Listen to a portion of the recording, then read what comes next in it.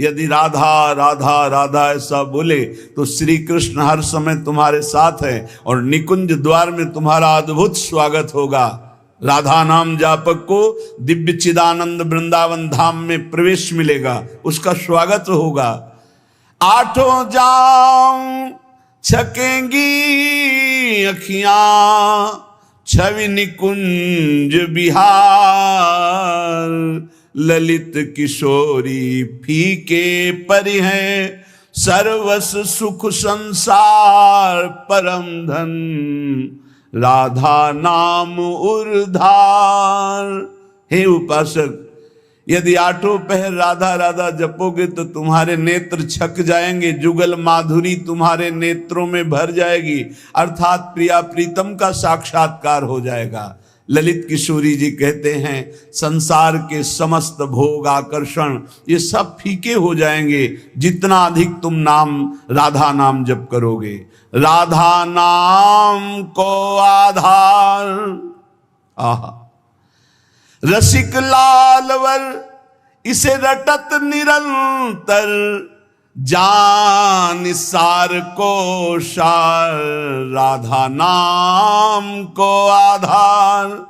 परम सार आत्म तत्व, आत्म तत्व के परम सार परमात्म तत्व श्री कृष्ण, श्री कृष्ण का परम सार राधा किशोरी। इसीलिए परम सार जानकर स्वयं हरि श्री कृष्ण राधा राधा राधा रटत निरंतर, निरंतर राधा स्मृति में। तो राधा किशोरी श्याम श्यामेति सुंदर वरेति मनोहरेति, कंदर्प कोटि ललितेति सुनागरेति। निरंतर श्याम सुंदर विविध नाम प्रभु के रटते हुए अशुभ प्रवाह लाडली करती हैं, तो राधा राधा रटते हुए स्मृति में लालजू डूबे हुए हैं। चाहे जितने तुम जैसे नीच पामर हो, कुछ भी अपराध बन गया हो, अब चिंता मत करो, अब लो नशानी अब ना नशे हो, आज तक की आप नहीं करूंगा, तो राधा नाम जप करो, आपका सब ठीक हो जाएगा।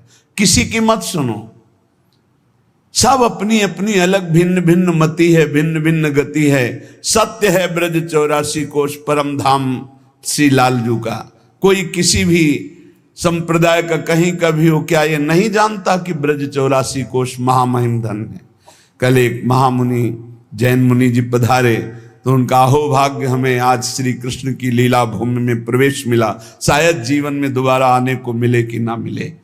अच्छा लगा। सब कौन ऐसा है त्रिभुवन में जो इस ब्रज भूमि और वृंदावन धाम की, और फिर बिहारी जी के दर्शन को गए, यहाँ की रज माथे पे लगाई, अहोभाग्य बार बार ऐसे बोल रहे थे। ये चाहे जितना कोई गुणहीन मलिन दीन हो, यदि ये नियम ले ले कि अब लो नशानी अब ना नशई हो और राधा राधा राधा रटे, तो उसे निरंतर श्री लालजू के सानिध्य का अनुभव होने लगेगा, सारे दुख मिट जाएंगे और सच्चिदानंद प्रेम रस में डूब जाएगा। सब गुणहीन मलिन दीन यति, जो पतितन में सरदार, पापियों में भी महापापी जो हो, पर वो रटने लगे राधा राधा राधा, तो ललित किशोरी जी कहते हैं मैं वादा करता हूं तासु भरोसे ललित किशोरी सो पांव पसार। मेरी महारानी जी के भरोसे होकर निश्चिंत होकर सो। अब यमदूत तुम्हें डांट नहीं लगा सकते, अब तुम्हारी दुर्गति नहीं हो सकती यदि तुम्हारे मुख से राधा राधा राधा ऐसा निकल रहा है। राधा नाम की गति न्यारी, सपने हूं रसना पर आवत जो, तो विवश बनत है कुंज बिहारी। जागृत की राधा राधा कौन कहे, अगर स्वप्न में निकल जाए राधा तो कुंज बिहारी विवश होकर उसके अधीन हो जाते हैं। मान लीजिए तो आप निहाल हो जाएंगे। ये किसी स्वार्थवश महापुरुष नहीं कह रहे, तुम्हारे पास कुछ नहीं देने के लिए, जो है वो सब नाशवान है। उस नाशवान को जिसे तुम महत्व दे रहे हो, इस मार्ग में चलने वाला पथिक पहले कदम पर उसको नष्ट कर देता है। उस वासना को नष्ट कर देता है, उस आश्रय को नष्ट कर देता है, उस चाहत को नष्ट कर देता है जो इस नाशवान की हो। बाद में व्यवहार में तुम देखते हुए उसे नहीं समझ सकते आंतरिक स्थिति को। राधा नाम की गति न्यारी, सपने हूं रसना पर आवत जो राधा, तो विवश बनत है कुंज बिहारी। बनत हैं, यद्यपि वो विवश नहीं है, परम स्वतंत्र समस्त शक्तियों के स्वामी, पर राधा नाम उन्हें विवश कर देता है, अधीन कर लेता है। सुंदर दिव्य किशोर वैष्णव, बानी मधुर रहत एक सारी। जो राधा राधा रटते हैं, एक दिन नवीन किशोर अवस्था के हमारे युगल सरकार गलवैया दिए हुए उससे बात करेंगे। बात मिलने की बात जाने दो, दर्शन की बात जाने दो, बात करेंगे कैसे हो, कैसा अपार वो सुखमय समय होगा जब मेरे प्राणाराध्य पूछेंगे कैसे हो, और हम दौड़कर उनके चरणों में लौट जाएंगे और वो दोनों एक एक बाह पकड़कर उठाएंगे। जन्म जन्मांतर की हमारी चाहत पूरी हो जाएगी। सुंदर दिव्य किशोर वैष्णव, बानी मधुर रहत एक सारी। राधा नाम की गति न्यारी। जो राधा राधा रटते हैं उन्हें अखंड वृंदावन वास प्राप्त होता है।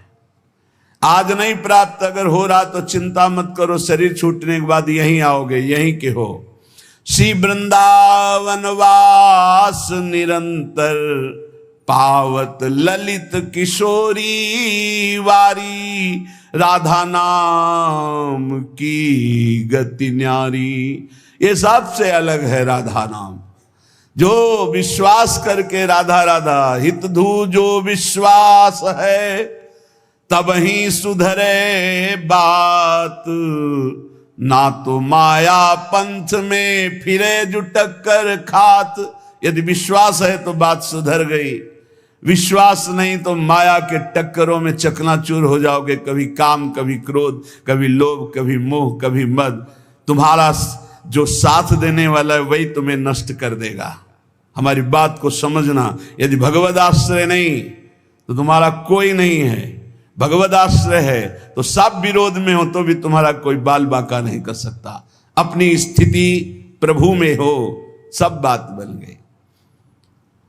एक हाथी को उसका सेवा करने वाला बहुत जो दुलार करता था, उसे साइड में कर रहा था, एक छोटी छड़ी लेके ऐसे वर्षों से उसका पालन पोषण कर रहा था।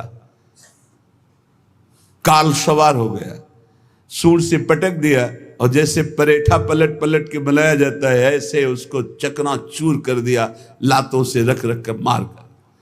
एक आदमी जा रहा है आराम से, पीछे से साड़ आया, उठाकर पटक दिया, इतना मारा, मर गया। एक एक मिनट में मृत्यु हमारे लिए खड़ी हुई है, कहां कब कैसे। इसलिए हमारा जीवन जितना है वो सब सुखमय हो जाए, आनंदमय हो जाए, हमारी मृत्यु भी हो तो महोत्सव बन जाए। इसलिए राधा राधा राधा।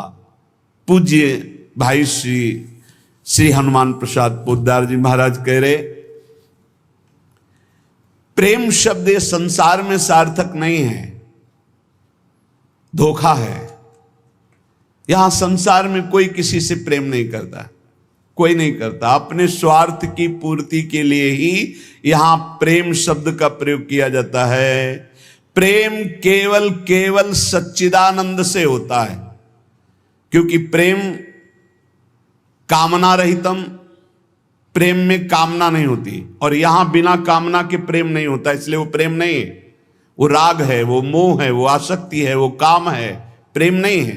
प्रेम सच्चिदानंद में होता है, क्योंकि प्रेम सूक्ष्मतरम, और यहां स्थूल शरीर को लेकर प्रेम किया जाता है। स्थूल शरीर को लेकर, जो स्थूल को लेकर किया जाता है वो राग होता है, प्रेम नहीं होता। जो कामना को लेकर किया जाता है वो राग होता है, प्रेम नहीं होता है। और ये क्रिया स्वरूप है और प्रेम अनुभव स्वरूप है। प्रेम अनुभव स्वरूपम और ये क्रिया स्वरूप है। इसमें क्रियाएं होती हैं, तो ये क्रियाएं मोहाशक्ति से होती हैं। प्रेम अनुभव स्वरूपम, हृदय का विषय, अनिर्वचनीयम, इसमें वचन बोलते हैं। जहां एक दूसरे के प्रति मैं तुम्हें बहुत प्यार करता हूं, क्यों? उसको प्रभावित करके अपनी वासना की पूर्ति करना है। इसलिए चाहे कोई वासना हो, कोई स्वार्थ हो, कोई किसी से मित्रता करता है तो बीच में गंदगी होती है, निज सुख गंदगी होती है। अपनी भावना को पोषण करना, अपने स्वार्थ का पोषण करना, अपनी वासना का पोषण करना, अगर ये गंदगी निकल जाए तो सच्चिदानंद प्रेम कहीं भी कर ले तो भगवान की प्राप्ति हो जाए। पर स्वसुख वांछा रूपी गंदगी का त्याग, जो अपने सुख को भोगने के लिए दूसरे से प्यार का शब्द प्रयोग किया जाता है, ये राग है, ये काम है, ये मलिन वासना है, ये प्यार नहीं है, ये मदांध है। को आ मदांधो मदनातुरोवा, ये काम से व्याकुल पुरुष ऐसा बोलता है। अपनी कामना की पूर्ति, काम का तात्पर्य केवल एक जनेंद्रिय जन्य नहीं है, हर इंद्रिय की कामना से युक्त होकर जो किसी से बोला जाता है मैं तुम्हें बहुत प्यार करता हूं, ये केवल वासना का केवल सूचक है। क्योंकि अनिर्वचनीयम प्रेम स्वरूपम, प्रेम कभी कहा नहीं जा सकता कि मैं तुम्हें बहुत प्यार करता हूं। इसलिए प्रेम सार्थक होता है सच्चिदानंद भगवान में। प्रेम शब्द केवल लगता है भगवान में, और यहां जो भी होता है वो राग होता है, काम होता है, आसक्ति होती है, मोह होता है। प्रेम शब्द श्री भगवान में सार्थक होता है, समझ लीजिए। जहां भी प्रेम कोई कहे कि हम आपसे प्रेम करते, तो समझ लेना बहुत कोई न कोई स्वार्थ बुद्धि है, कोई न कोई वासना बुद्धि है, कोई न कोई अपने सुख की बात ये देख रहा है मेरे में, इसलिए कह रहा है मैं तुम्हें बहुत प्यार करता हूं। प्रेम विशुद्ध होता है, कामना मलिन होती है।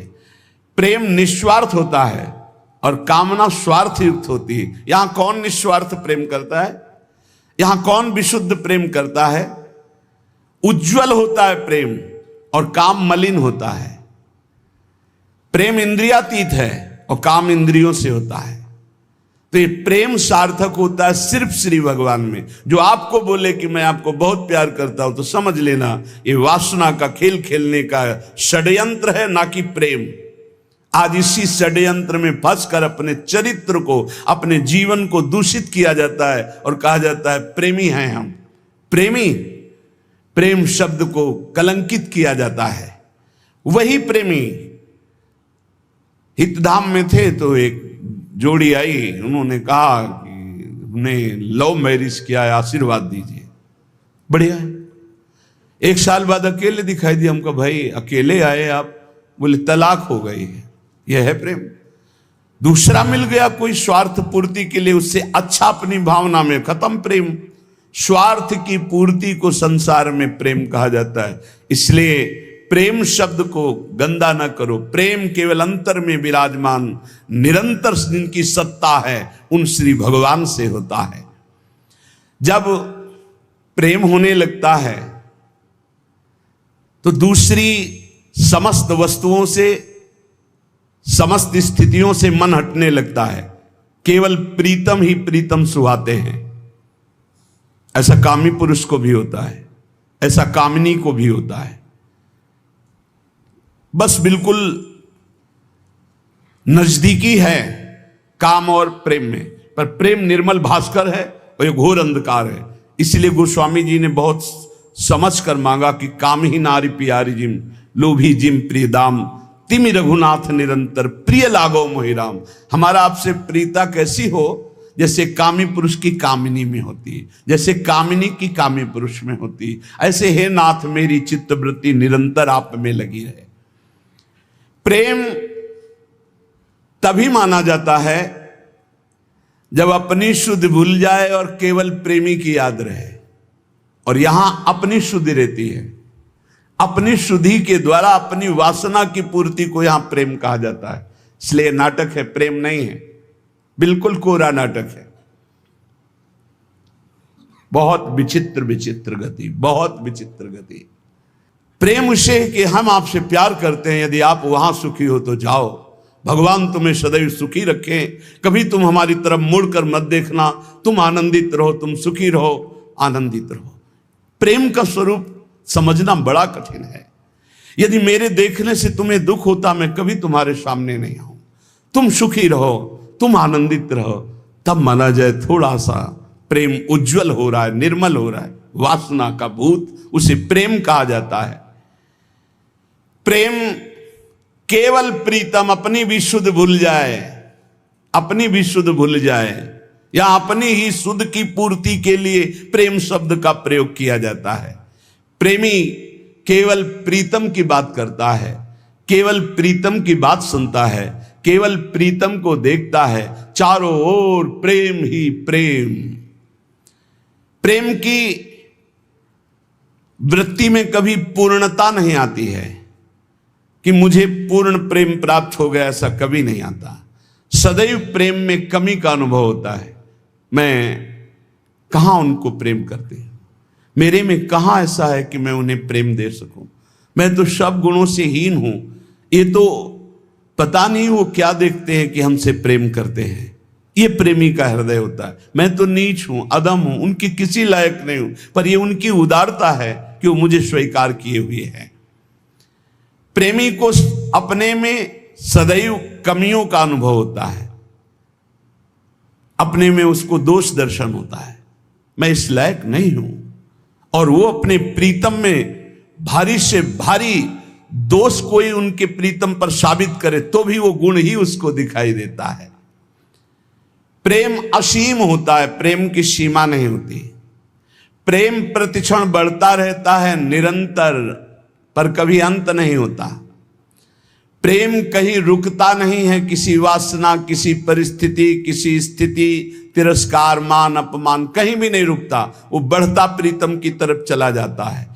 प्रेम में सब कुछ अर्पण होने पर भी प्रतिपल अर्पण करने की प्रबल इच्छा रहती है। यहां तक कि प्रेमी स्वयं भी प्रेमास्पद के अर्पित हो जाता है, पर इस बात का उसको स्मरण भी नहीं होता कि मैं कितना समर्पित हूं। प्रेम वाणी का विषय नहीं है, प्रेम हृदय में रहता है, और वो हृदय हृदयेश्वर के पास चला जाता है तो उसका हृदय भी नहीं रहता। बहुत अद्भुत है ये प्रेम। प्रेम जिसके हृदय में उत्पन्न होता है तो ना मन रह जाता है, ना बुद्धि रह जाते हैं। मन बुद्धि प्रीतम के पास चले जाते हैं, केवल प्राण धड़कते रहते हैं। प्रेम बड़ी दुर्लभ वस्तु है, ये प्राण देने पर भी नहीं मिलता। ये जिसे मिल जाता है उसके समान त्रिभुवन में कोई सौभाग्यशाली नहीं। जहां कुछ भी अपने लिए चाह है वहां प्रेम शब्द का प्रयोग न किया जाए। स्वार्थ है, प्रेम नहीं। प्रेमी का सुख इसी में है कि मेरे प्रीतम कैसे सुखी हों, तत्सुख सुखित्वम। हमारे जीवन में यदि दुख आए और मेरे प्रभु राजी हैं तो कभी सुख नहीं चाहिए, कभी सुख नहीं चाहिए। मेरे प्रीतम पर क्या परेशानी, प्यारे को जो प्रेम करने वाले उनको क्या परेशानी, क्योंकि प्यारे मेरे चाहते मैं दुखी रहूं, ये दुख समुदाय घेरे रहे, बस जोई जोई प्यारो करे सोई मुई भावे। बहुत कठिन बात है। प्रवचन कर लेना सरल है, प्रवचन सुन लेना सरल है कि दुख घेरे रहें। एक महाभागवत परम पावन श्री त्रिपुरदास जी महाराज, अगर दुख मुझे घेरे हैं, मेरे प्यारे राजी हैं, तो मुझे दुख से कोई परेशानी नहीं। यह है प्रेमी का हृदय। देखो त्रिपुरदास जी महाराज कायस्थ कुल में प्रकट हुए। कायथ त्रिपुरदास भक्ति सुख राशि भर्यो, कर्यो ऐसो पण सीत दगला पठाइए। निपट अमोल पटहिए हित जटियावे, ताते अति भावे नाथ अंग पहिराइए। आयो को काल नरपति ने बिहाल कियो, भयो इस ख्याल ने को घर में न खाइए। वही ऋतु आई सुधी आई आंख पानी भरी, आई एक द्वाति दीठी आई बेची लाइए। श्री त्रिपुरदास जी कायस्थ कुल में प्रकट हुए थे। बड़ा हिम्मत बनाने वाला यह चरित्र है। ब्रजमंडल में शेरगढ़ है, वहां इनका जन्म हुआ था, वहां के निवासी थे। और आपके पिता राजमंत्री थे। बचपन से ही भगवत भक्ति के संस्कार थे। जिनमें कुछ दिव्य प्रकाश होता है वो बचपन से भगवत भक्ति का। जिनको ये लगता है कि जवानी में विषय भोग लें और बुढ़ापे में भजन करेंगे तो भूल जाए। बुढ़ापे में मन को प्रभु में नहीं लगाया जा सकता। यदि आपने जवानी में भजन का अभ्यास नहीं किया तो बुढ़ापे में नहीं होगा। बुढ़ापे में प्रपंच ही होगा, पक्का विश्वास मान लीजिए। और जितने भी दिव्य महापुरुष हुए हैं, जिनके जीवन प्रकाशित हुए हैं भक्ति अध्यात्म की ऊंचाई में, वो बचपन से श्री भगवान में लगे। त्रिपुरदास जी के घर में राजमंत्री पिता थे, पर बहुत ही सुंदर भक्ति के संस्कार थे। एक बार आप पिता के साथ आगरा से किसी कार्य के लिए गिरिराज जी आए, तो यहां ठाकुर श्री श्रीनाथ जी का दर्शन किया। यही विराजमान थे अन्योर में, जहां जतीपुरा इधर ठाकुर जी यहीं प्रकट हुए हैं। श्रीनाथ जी अपने ब्रज के हैं, गिरिराज जी के। ऐसा सुंदर रूप श्रीनाथ जी का कि नवीन किशोर अवस्था लुभायमान हो गए। बहुत हट किया, अब मैं नहीं जाऊंगा, इन्हीं के दर्शन करूंगा, इन्हीं के पास रहूंगा। पिता राजमंत्री थे, वहां किसी परिचित से कहा कि बालक है, हट करता है त्रिपुरदास, इसको हम छोड़ देते हैं 2-4-10 दिन यहां। देखो भगवान का विधान, यहां श्रीनाथ जी के दर्शन करेगा, फिर हम आदमी भेज देंगे, बुला लेंगे। अब वो दैवी योग से प्रेरित थे, पुत्र को यहां छोड़ दिया और वापस वो लौटे तो रास्ते में कुछ वैरी दल के राजसैनिक को दुष्टों ने घेर लिया और मार डाला, पिता को मार डाला। भक्तों के जीवन में प्रारंभ से ही विपत्तियों की बौछार हो जाती है, लेकिन आप ऐसा डरिएगा मत। क्या जिनके हृदय में भक्ति नहीं है उनके परिवार के लोग नहीं मरते क्या? जिनके हृदय में भक्ति नहीं वो क्या दुख नहीं भोगते क्या? ये अज्ञानी जन है, नहीं जानते। शरीर रचना के समय शुभ अशुभ कर्मों के अनुसार दुख सुख पहले से रच गया है। भक्ति तो हम आज कर रहे हैं, ये नई खेती है, ये भक्ति का फल नहीं। वो दुख सुख पुराने हमारे कर्मों का फल है। जब आपने सुना, सूचना आई कि तुम्हारे पिता को बैरी दल ने मार डाला है, तो श्रीनाथ जी की तरफ देखा और कहा, आप तो हमारे पिता भी हो, मित्र भी हो, जीवन धन हो। हृदय में बड़ा आनंद हुआ कि चलो नाम मात्र का पिता अंतर्ध्यान हो गया, लेकिन मेरा जो अनंत जन्मों का पिता है उससे संबंध हो गया। अब तो मेरे श्रीनाथ जी के सिवा कोई नहीं है। एकदम निश्चिंत हो गए। रोज प्रभु के सामने भाव विभोर होकर रोया करते, नौ किशोर अवस्था, कि प्रभु अब आपके सिवा हमारा कोई नहीं है। एक दिन वल्लभाचार्य भगवान आचार्य चरण, जिनके दुलारे लाडले श्रीनाथ जी हैं, वो सेवा में आए तो देखा है बालक बहुत एक दृष्टि से देखता है, रोता है। लाओ इस बालक को सामने लाया। ये है भगवत कृपा। जब भगवत कृपा होती है तब गुरु मिलते हैं, और जब गुरु कृपा होती तब भगवान मिलते हैं। जब भगवान की कृपा होती तब गुरुदेव मिलते हैं, संत मिलते हैं। जब द्रवहि दीन दयालु राघो तो साधु संगति पाइए। और जब संत द्रवित होते हैं तब भगवान का साक्षात्कार होता है। बुलाया और परिचय पूछा, कौन है ये? तो कहा, अमुक राजमंत्री का पुत्र है, इनके पिता यात्रा में मारे गए हैं। और ये बहुत आसक्त चित्त होकर श्रीनाथ जी को देखते, श्रीनाथ जी से रोते हैं। त्रिपुरदास जी ने साष्टांग दंडवत किया वल्लभाचार्य जी को और कहा, प्रभु मैं मात्र पितृहीन, न मेरे माता है न पिता है, मैं अनाथ बालक हूं। बस मेरे नाथ तो श्रीनाथ जी ही हैं और आपके श्री चरणों का आश्रय दे दिया। प्रभु मुझ अनाथ दीनहीन को आप स्वीकार कर लीजिए। बहुत प्रसन्न हुए। इतना छोटी अवस्था में ऐसे शुद्ध शब्द, ऐसे भागवतिक चेष्टाएं। चलो आज अभी इसी क्षण मैं इसको दीक्षा देता हूं।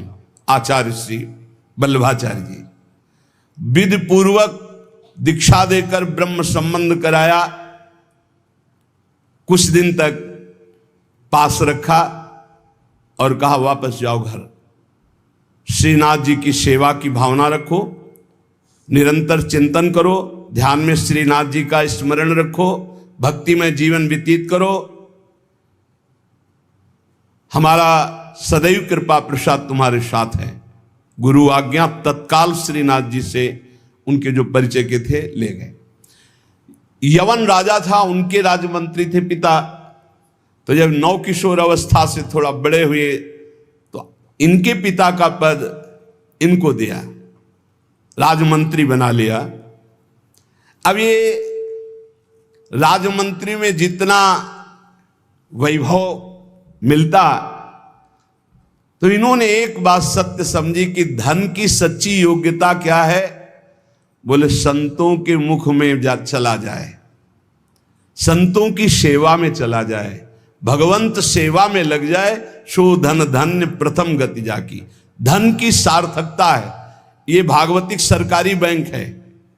जैसे भारतीय सरकारी बैंक में जमा करो जब चाहो ले लो ब्याज सहित, ऐसे भागवतिक सरकारी बैंक है।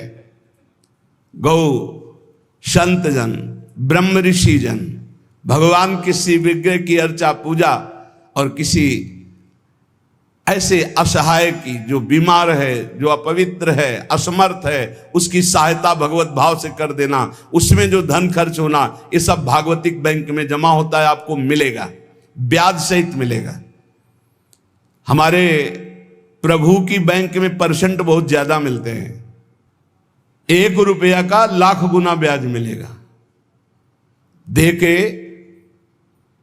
ये जो आप देखते हैं कि अमुक पद पर बैठ गया, अमुक राजा बन गया, अमुक बन गया, ये पूर्व जन्म का है। पूर्व जन्म का आप देखते हैं छा गया, ये पूर्व जन्म का सुकृत है। वैभव ऐश्वर्य चरण चूम रहे, वाह वाही हो रही, ये सब पूर्व का पुण्य है, 1 का लाख गुना। पर इस बैंक में विश्वास नहीं होता, किसी किसी को विश्वास होता है। और इस बैंक में जमा कर देने पर अगर आपने कह दिया तो तत्काल वो फल जो गुणा करके आपको प्लस मिलना था नहीं मिलेगा। ध्यान कर लेना। यदि माइक से हो गया कि अमुक जगह के अमुक भगत ने 5,000 रुपए दान किए, भगवान इनका मंगल करें, तालियां बज गई, हो गया, उड़ गया, आपके बैंक का ब्याज उड़ गया। जैसे सभा में खड़े होकर अपने पाप को स्वीकार कर ले तो उड़ गया, खत्म पाप। ऐसे सभा में यदि पुण्य स्वीकार कर ले तो खत्म। बुजुर्ग जन कहते थे कि दान ऐसा करे कि दाएं हाथ से दे, बायां हाथ न जाने। नेकी कर दरिया में डाल, कोई जान न पावे, तब लाख गुना हमारी भागवतिक बैंक से उसे मिलता है। ये तो हुआ अपना धन देने पर। और अगर ये बात हो जाए कि हे प्रभु आपकी वस्तु आपको समर्पित करते तो भगवान मिल जाएंगे, तो दियम वस्तु गोविंदम तुभ्यमेव समर्पये। ये निश्चय किया त्रिपुरदास जी ने कि राजमंत्री पद से जो भी धन आएगा मैं केवल सेवक की तरह प्रसाद से शरीर पोषण करूंगा, सारा धन संत सेवा और भगवंत सेवा में लगाऊंगा। उस श्रीनाथ जी के लिए नियम लिया, प्रतिज्ञा ली कि हर साल सर्दी में दगला बनवा कर भेजेंगे, रत्नों से हीरो से जटित बढ़िया पोशाक, सर्दी की सुनहरे गोटे, सुंदर सुंदर रत्न जटित। अब चाहे करोड़ों के रत्न लग जाए श्रीनाथ जी के लिए, और राजमंत्री थे, दगला भेजते। और रोज संत सेवा होती त्रिपुरदास जी के यहां, संत जन आते, प्रसाद पाते। धन की यही सार्थकता है। जय जयकार हो, भगवान नाम कीर्तन हो, भगवत अनुरागी जन आकर प्रसाद पावे, भगवान की आरती पूजा सेवा, धन्य है वो गृहस्थ, वो धन्य, वो तीर्थ है उसका घर जिसके घर में भगवान की आरती होती, भगवान का नाम कीर्तन होता, आए हुए अतिथियों की सेवा होती है। और श्रीनाथ जी भी बड़े रिजवार ठाकुर, बहुत खुश होकर के, प्रसन्न होकर के वो दगला धारण करते। श्री विठलनाथ जी श्री वल्लभाचार्य जी के पुत्र हैं।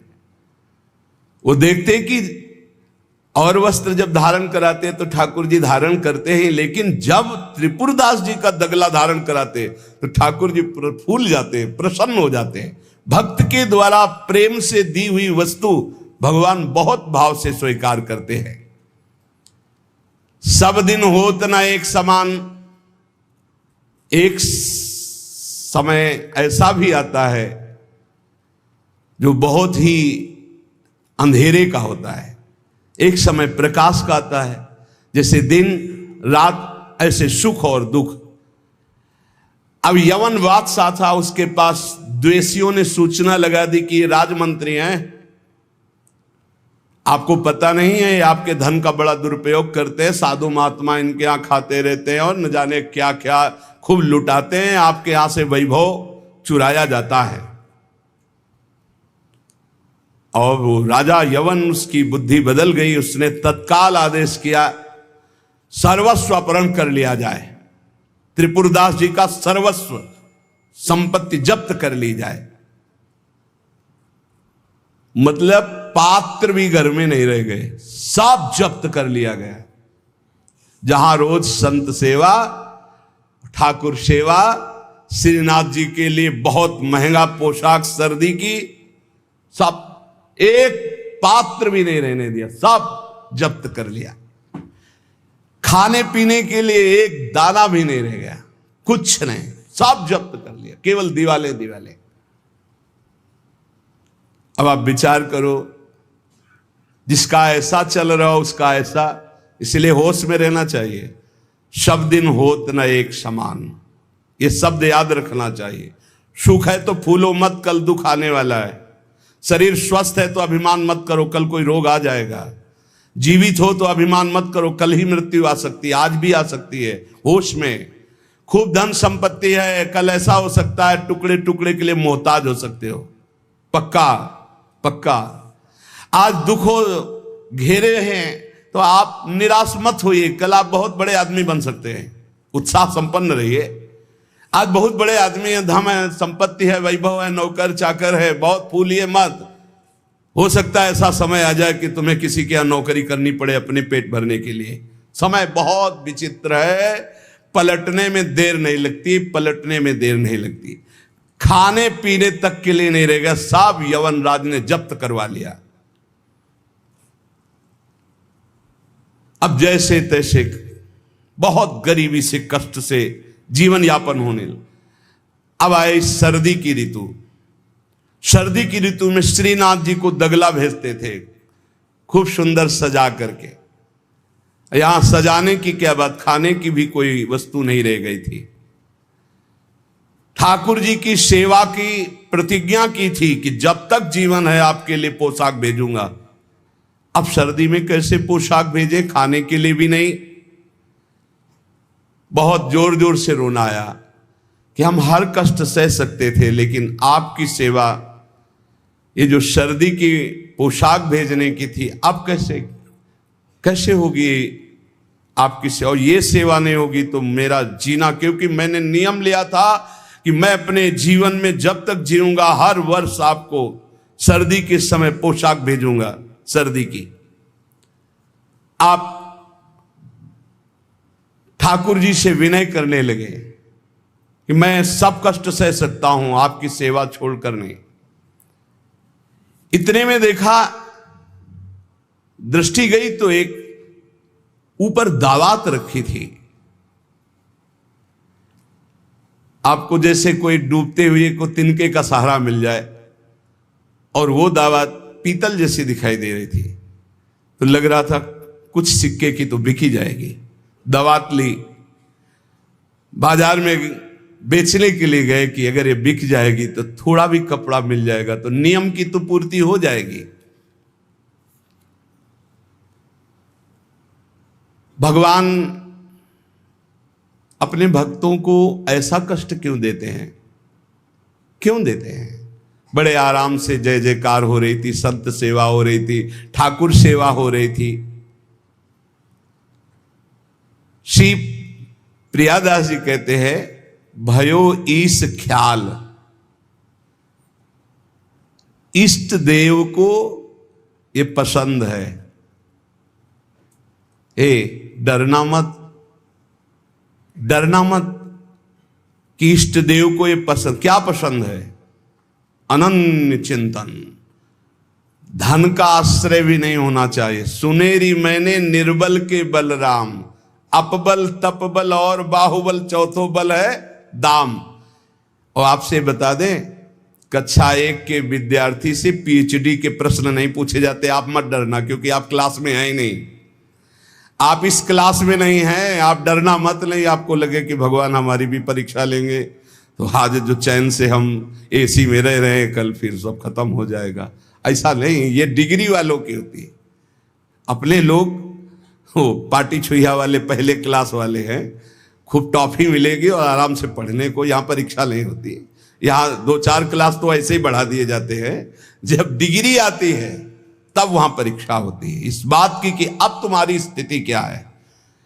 त्रिपुरदास जी के ऊपर जो भगवान की विशिष्ट कृपा हुई, ये भगवान श्री कृष्ण चंद्रजू ने युधिष्ठिर जी से कहा। एक बार युधिष्ठिर जी ने कहा कि प्रभु, ऐसा भी आपका नाम लेते हैं, धर्म से चलते हैं, कोई कदम भी कहीं अधर्म नहीं। तो भगवान श्री कृष्ण ने कहा, यस्याहम अनुग्रहेणामि हरिस्ये तद्धनम शनैः ततो धनम त्यजन्त्यस्य स्वजनाः दुख दुःखितां स यथा वितथोद्योगो निर्विण्णः स्यात् धने हया मत्परैकृत मैत्रस्य करिष्ये मदनुग्रहम्। अर्थ समझ लो भाई, डरना नहीं, डरना ले ली। इसलिए बीच में कह रहे कलयुगी भगत है, ये ले अपनी कंठी माला अनुग्रहामि। बहुत अनुग्रह, हमें नहीं चाहिए आपका अनुग्रह। भगवान ने युधिष्ठिर जी से कहा, यस्याहम अनुग्रहेणामि, जिसे मैं स्वीकार कर लेता हूं कि ये मेरा है, उस पर मैं कृपा करता हूं। हमने ये देखा, पहलवानों से भी मिले हैं, वो कुश्ती में अपने जन को वहीं पीटते हैं जहां से कमजोर होते हैं। जैसे यहां मारा, बोले अब 1000 बार यही मारेंगे, वो 1000 बार मारेंगे ये थपाड़ा, 1000 बार मार के फिर गिरा के टिहुना से मारेंगे यहां। और जब टिहुना सह गए तब कहेंगे ठीक है लड़ो, क्योंकि हमने पक्का कर दिया अब यहां तुम्हारे कोई मारे तो तुम फेल नहीं होगे। ऐसे कुछ जगत गुरु श्री कृष्ण हैं। हमारा ये पार्षद कमजोर कहां से हो सकता है? जहां कमजोर वहीं मारा जाता है। बड़ा सुविधा भोगी तो सुविधा पर ही मार चलेगी, अब सुविधा के बिना भी भजन हो सकता है। उस समय तुम्हारी मांग क्या होगी, सुविधा या भगवान? त्रिपुरदास जी किस लिए रोए? कि आपकी सेवा का प्रण लिया था, वो सेवा की पूर्ति। भगवान कह रहे हैं कि जिस पर मैं कृपा करता हूं पहले उसका धन बल अपहरण कर लेता हूं। ये धन बल अपहरण कर लेता हूं। जब वो निर्धन हो जाता है तो सगे संबंधियों का अपहरण कर लेता हूं, या तो सगे संबंधी छोड़ देंगे। देखा ना, पिता रास्ते में ही राधे श्याम। बहुत कृपा समझना कठिन है। सुनाया था एक बार भगवान शंकर की कृपा। माता पार्वती जी से कहा चलो मैं आपको अपने भक्त के दर्शन कराता हूं। बोले चलो प्रभु। तो बोले पहले अभक्त के दर्शन कर लो, तब भक्त के दर्शन आप सुख पाओगी। तो गए तो सुपारी कतर रहे थे बैठे, इसमें बढ़िया गद्दा लगा हुआ था, गिरदा लगा, 50 गाय 50 भैंसे दूध दुही जा रही थी। प्रातःकालीन का समय था। संत वेश में गए और कहा भगत जी 100 ग्राम दूध दे दो, शालिग्राम भगवान को स्नान कराना है। चल दिया सुबह से, और क्या क्या बोलना। महादेव जी ने कहा, हे भगवान, जितनी संपत्ति और वैभव इससे दुगना इसकी कर दो। माता जी ने कहा, अवघड़ इसीलिए कहा जाता है इनको, बड़े अवघड़ नाथ है। 100 ग्राम दूध ले दिया, गाली दिया, ऊपर से कह रहे संपत्ति कह दो दुगनी। बोली नहीं पर अंदर अंदर कि बहुत विचित्र औढ़र दानी है इनका। आशुतोष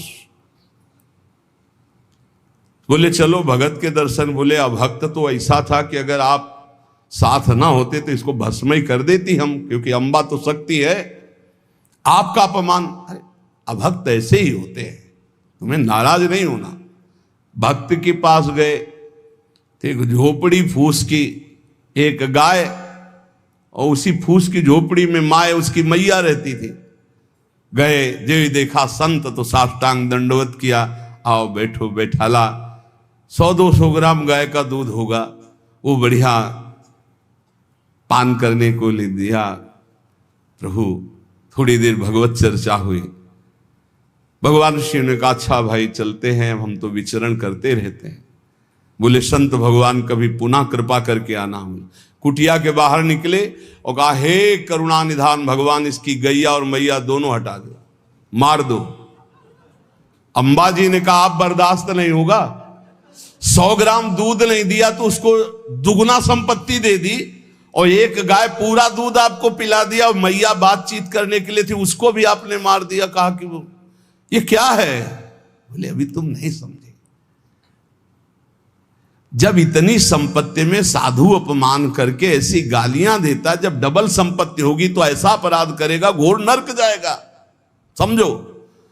और इसका कुछ मन मैया में जाता है, कुछ गैया में जाता है। दोनों भगवान के पास गए, भी अखंड हमारा चिंतन करेगा, ये हमें लीन हो जाएगा। माता जी का ये बात तो सही। तो बोले जिस पर मैं कृपा करता हूं, इस माया प्रपंच से उसे अपने स्वरूप में स्थित करता हूं। वो जरूरत, देखो जरूरत है, ऐसा नहीं कि एक बुखार की दवा सबके साथ चलेगी। बुखार की भी क्वालिटियां हैं, समझना। अब मलेरिया है तो उसके लिए अलग, डेंगू है तो उसके लिए अलग, साधारण वायरल है तो उसके लिए अलग। हम लोग साधारण बुखार वाले हैं, चिंता मत करो। ऐसे हाई इंजेक्शन नहीं लगेंगे जैसे त्रिपुरदास जी के लगे, या प्रहलाद जी के लगे, या नरसिंह मेहता जी के लगे, या मीरा जी के लगे। अपने लोगों के नहीं लगेंगे। बहुत ऐसे वायरल, जैसे ऋतु का बुखार है ना, अपने लोग ऐसे बुखार के मरीज हैं। डेंगू वाले नहीं है कि भर्ती हो जाए, प्लेटें कम हो रही। डरना मत। अलग अलग बुखार की जैसे दवा, ऐसे अलग अलग भक्ति की स्थिति की परीक्षा होती है। अब इसकी स्थिति क्या होगी, वो तो जगत पावन करने वाले भगवान ये देखते हैं। बहुत सुंदर बात है ये, अगर समझ में आ जाए। भगवान अंधकार का नाश कर देते हैं, भगवान स्वप्न का नाश कर देते हैं। ये सब स्वाप्निक जगत है। अब मोह ममता से युक्त, तो इसलिए डर जाओगे। तो हम कह रहे हैं तुम्हारे साथ ऐसा होगा ही नहीं, क्योंकि तुम उतनी स्थिति के ही नहीं हो। डरना मत, सच्ची मानिए। क्या चक्रवर्ती सम्राट अम्बरीश जी भगवान के भक्त नहीं है? ध्रुव जी भगवान के लिए भजन करने के लिए गए तो आज ऐसा पद मिला कि त्रिभुवन में किसी को नहीं। सुदामा जी को दरिद्रता प्राप्त थी, और सुदामापुरी की रचना हो गई जैसे द्वारिकापुरी की रचना। आप हमारे श्री कृष्ण के प्रति ऐसा ना सोचे, ये जो कह रहे हैं बड़ी गुप्त बात है। उसके अंदर के ममत्व का नाश कर देते हैं, उसके अंदर के अज्ञान का नाश कर देते हैं। क्या आप अपने अज्ञान का नाश करवाना नहीं चाहेंगे? यहां अज्ञान की वृत्ति के नाश की बात। आप ऐसा मत सोचिएगा। और आज तक कोई भक्त आपको भिखारी नहीं मिलेगा। आप ध्यान दीजिएगा, पुरुष से लेकर के जहां दृष्टि डालिए, जहां भक्तों को, तो आपके 4 घर में लोग होते हैं, उनके भोजन की व्यवस्था में आप चिंतित रहते हैं। समझ रहे? जब हम मांग के खाते थे तो भूखे रह जाते थे, और जब भरोसे पे हैं तो 300-400 लोगों का बाल भोग, राज भोग और शयन भोग अपने आप हमारे प्रभु पूरा करते। तो हरिष्ये तद धनम, तुम्हारा घर कितना बड़ा है, हमारे घर में कितने बैठे हो देख लो। घबराना मत, इसलिए हम कह रहे, डरना मत। अब इसीलिए कह रहे, नहीं तो आपको लगेगा भगवान कह रहे यस्याम अनुग्रहणामि हरिष्ये तद धनम। ये धन ही हर जाएगा तो अब हमारे भक्ति का मतलब क्या रहेगा? नहीं, इसका मतलब है अज्ञान का नाश हो जाना, तम का नाश हो जाना, माया मोह का नाश हो जाना। क्या आप दुख का नाश नहीं करवाना चाहेंगे? ये भक्ति दुख का नाश करके सर्वतोभावेन महासुख प्रदान करने के लिए है।